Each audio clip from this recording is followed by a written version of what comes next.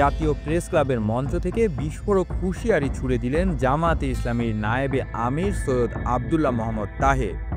তিনি স্পষ্ট জানিয়ে দিলেন, পিআর পদ্ধতিতে নির্বাচন না হলে বাংলাদেশ ভয়াবহ সংঘাতে জড়িয়ে পড়বে। বৃহস্পতিবার ঢাকা মহানগর দক্ষিণ আয়োজিত এক আলোচনা সভায় তিনি প্রধান উপদেষ্টা ডক্টর মোহাম্মদ ইউনূসকে উদ্দেশ্য করে বলেন, আমরা এক সাগর রক্তের বিনিময়ে স্বাধীনতা অর্জন করেছি। জনগণকে আরেক দফা রক্ত ঝরাতে বাধ্য করবেন না। প্রহসনের নির্বাচন আর মেনে নেওয়া হবে না। তিনি সতর্ক করে বলেন, পরিকল্পিত নির্বাচনের চেষ্টা করলে জনগণ ঘরে বসে থাকবে না। রাস্তাঘাট থেকে শুরু করে ভোট কেন্দ্র পর্যন্ত প্রতিটি জায়গায় তীব্র প্রতিরোধ গড়ে তোলা হবে।